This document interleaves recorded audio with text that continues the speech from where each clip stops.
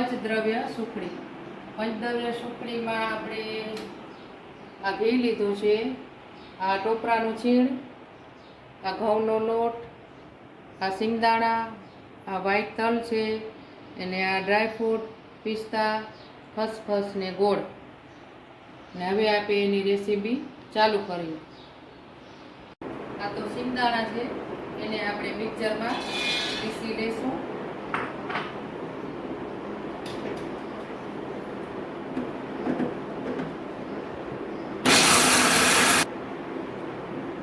સિંગદાણા પીસાઈ ગયા છે આપણા. એને આપણે એમાં કાઢી દઈએ.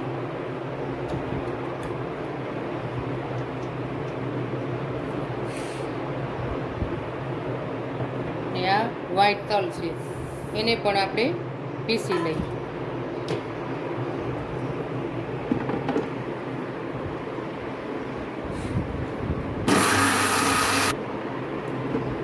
તલ પણ પીસાઈ ગયા છે, એને પણ આ બાઉલમાં આપણે કાઢી લઈએ.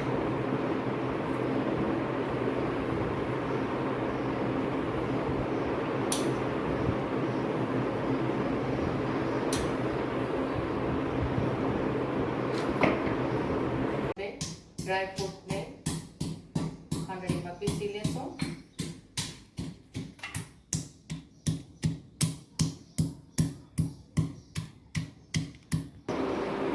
આ ડ્રાયફ્રૂટ પીસાઈ ગયા છે.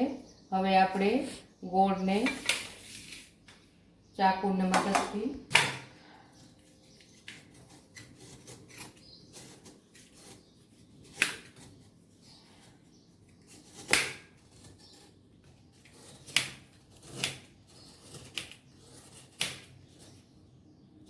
હાલો તો આપણે ગોળને આપણે પીસી લીધો છે, અને 1 કિલો ગોળ હતો એમાંથી એટલો અડધાથી થોડો ઓછો ને એટલો બચાવ્યો છે. હાલો તો આપણે હવે ગેસ ચાલુ કરી અને વાસણ મૂકી દીધું છે, અને આ ઘી છે એ ઘી રાખી દેશું આપણે.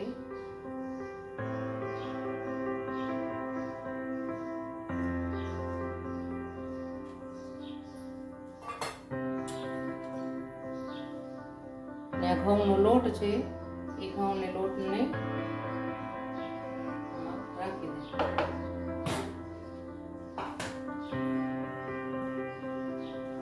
હવે એને હલાવશું.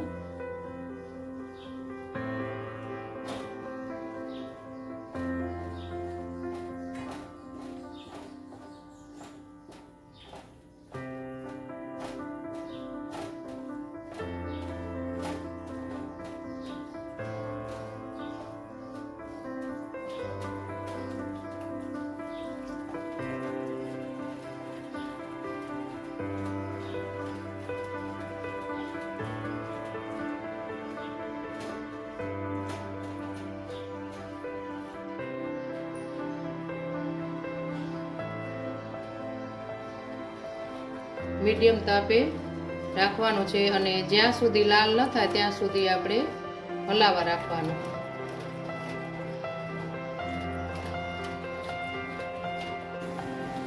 હવે આમાં આપણે સિંગદાણાનો જે ભૂકો કર્યો હતો એને રાખી દેશું. એને સારી રીતે આપણે થોડીક વાર હલાવશું.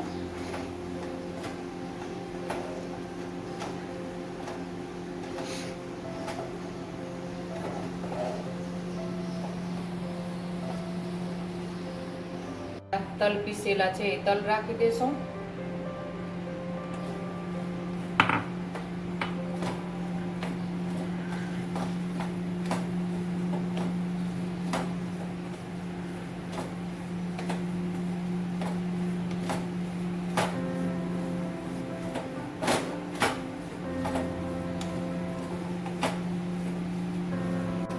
હાલો તો હવે આપણે આ ટોપરાનું છીણ એ રાખી દેશું.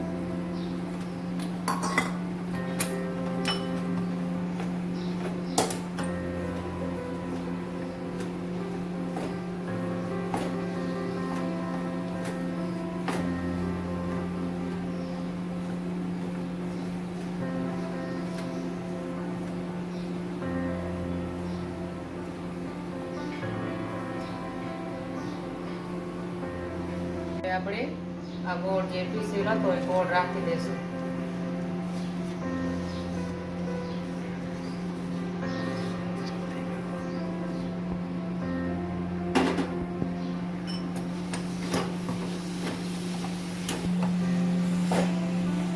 આ સરસ રીતે બધું મિક્સ થઈ જાય એટલે પછી આપણે એને થાળીમાં પાથરી રાખશું.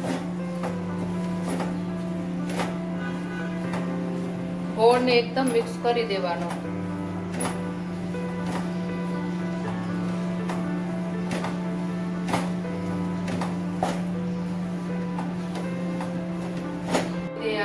મિક્સ થઈ ગયું છે અને ગેસ આપણે બંધ કરી દીધો. હવે આ ડ્રાયફ્રૂટ છે એ ડ્રાયફ્રૂટ રાખી દઈશું અંદર અને હલાવી અને આપણે એક પ્લેટમાં એને પાથરી દઈએ.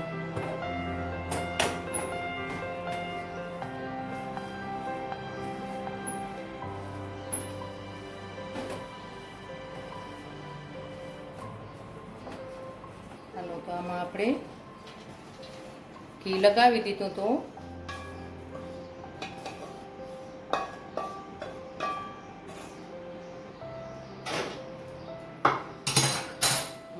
સારી રીતે આપણે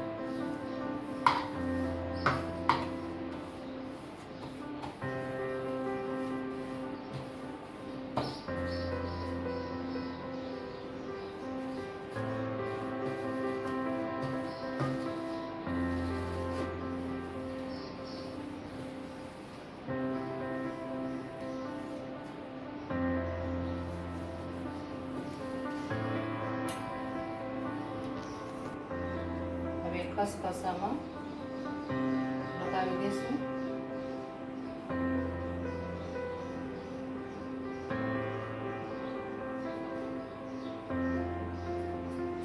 અને હવે ઠંડુ પાડવા દઈશું. જ્યાં સુધી ઠંડુ થઈ જાય ત્યાં સુધી પંખા નીચે આપણે રાખી દઈ અને પછી પીસ આપણે કરી લેશું.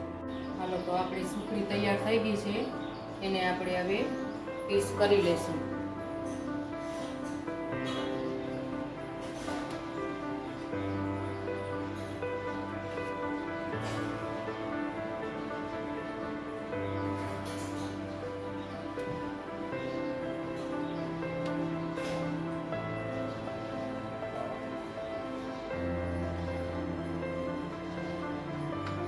આ સુખડી ખાવામાં પણ બહુ સ્વાદ આવે છે અને પૌષ્ટિક પણ બહુ વધારે હોય છે.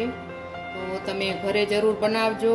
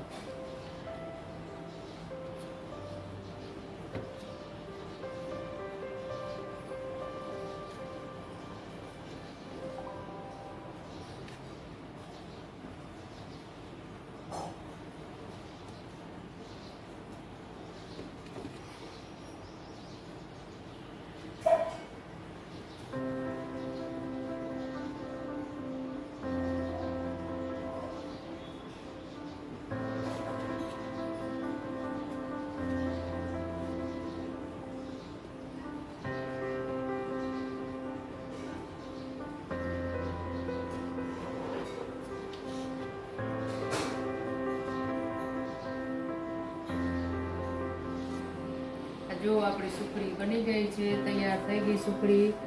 અને કેવી લાગી જરૂર બતાવજો. રાધે રાધે.